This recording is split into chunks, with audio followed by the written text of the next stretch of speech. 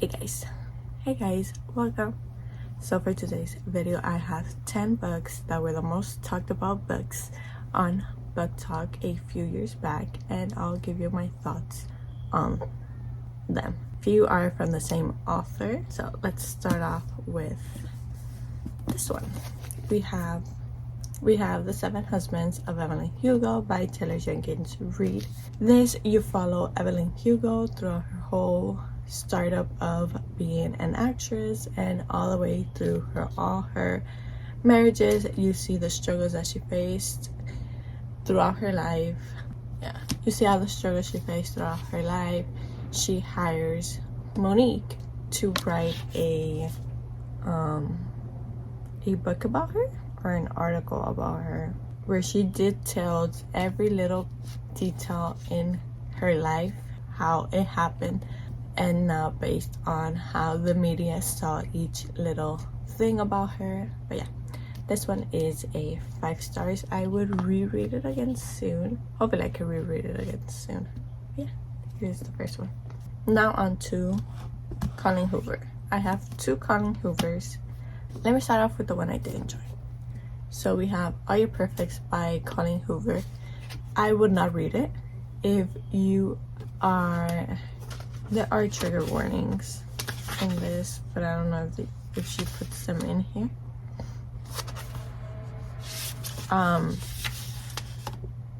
One of the triggers is fertility. So if it struggles with fertility, if you are not comfortable reading on those struggles, fine. This one, I rated it, I believe, a 4.5. This is about Quinn and Graham. They meet when they catch each other's partner in a romantical rendezvous in, I believe it's in her boyfriend's apartment. They meet there and they go on from there. They ended up getting married, and you see the struggles on the marriage. But yeah,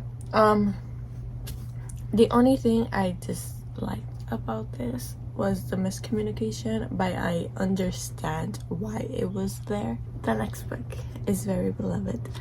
I did not necessarily enjoy it. It's not my favorite Colleen Hoover book. It won't be my favorite Colleen Hoover book as of right now, which is Ugly Love by Colleen Hoover. I get it, she brings real life topics into her book, but the thing is that some of those topics are not explained well, or not talked about well enough, where the character would get some kind of help or the other character would leave. Essentially, it does show what a true relationship looks like, how they're not ready to let each other go but are still in it for the care that they have for each other. So in this one we have Tate and Miles. Tate is a nurse, Miles is a pilot. Miles has a very dark past. He does not get emotionally or romantically involved with people. It's a one night deal or a friends with benefits, let's say that.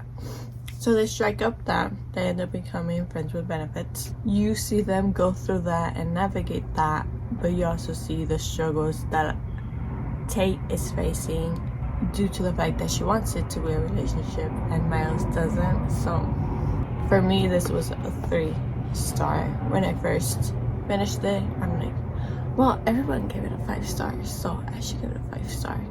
And then a few months later, I'm like, for me it's not a 5, it's a 3. Next one we have is It Happened One Summer by Tessa Bailey. Tessa Bailey is a very beloved author. This one, hook, line, and sinker, and I believe my Killer Vacation have gotten quite a amount of hype on these. So this we have, I think it's Piper and Brennan. Piper does something very reckless, and her stepfather tells her you're going to where your actual father grew up and live in that little small town. So she has a younger sister named Hannah. Hannah tells her, I'm going with you. So they could both go together to that small little town.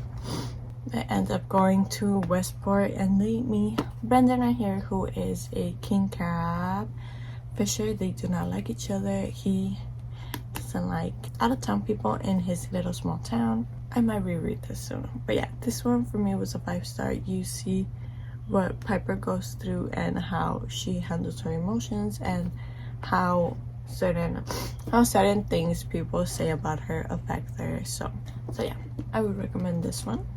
Okay, on to the next 2 books. They are from the same author. So last time I started with the one that I didn't like. Last time I started with the one I did like. So let me start with the one I did not enjoy. This I know a lot of people are half and half about, but it's The Unhoneymooners by Christina Lauren. This you have Olive and Ethan. Ethan's brother is getting married to Olive's sister, and her sister, in her eyes, Olive's eyes, her sister is always lucky. She gets a ton of things, and Olive is always bad luck in a way. She doesn't get quite as lucky as Olive, but for the wedding reception, Ethan and Olive do not eat from the buffet, I want to say, and everyone else that did eat from the buffet got sick, I want to say. But since Olive's sister's honeymoon was non-refundable, Ethan and Olive had to go, and you see them develop a friendship and then a romance. I did not enjoy Ethan for this much. Fucking hated and loathed him. I still do. I do not like him. This is a solid 3 stars. Next, I have my most beloved book from her. Granted, I only read 3. I read The Honeymooners, and Love in Other Words. I only have one critique about this book, so I'll save that one for the end. But here we have Elliot and Maisie. So Elliot and Maisie meet when they're younger, when Maisie and her father buy a, I want to say, a house near a lake. Yeah, because it's like the little house from Retreat. There's a reason for that. But other than you see them grow up, you see what caused them to not talk for, I want to say, 10 years or so. And it's very heartbreaking, and you understand why. I would recommend it. My only critique is that there is like a brief a brief instant where one of the characters was SA'd in a way, but they don't talk about it a lot. They're just like, oh, well, this happened. Next scene. This one is a 5-star. Before I get to one of my favorites, we have The Love Hypothesis by Ali Hazelwood. So here we have, I believe, Olive and Adam. Here he is a professor and she's working on I want to say, a theory. So the way they start dating is they're fake dating in a way. So Olive's friend would date this one guy that she had gone on a date with, and she's like, I really don't care, like, you could date him and whatnot. Her friend doesn't want to, so she kisses the first person she sees, who is Adam. Here we see Adam and Olive trying to navigate that fake relationship. Yeah, this was a 4.5. Okay, now on to one of my favorites, and it's one of my favorite authors, and it's 3 books. So Beach Read, People We Meet on Vacation, and Book Lovers. So let me start off with the first books that became well popular, which is Beach Read. Here we have Gus, January. So we have Gus and January, and they are both writers.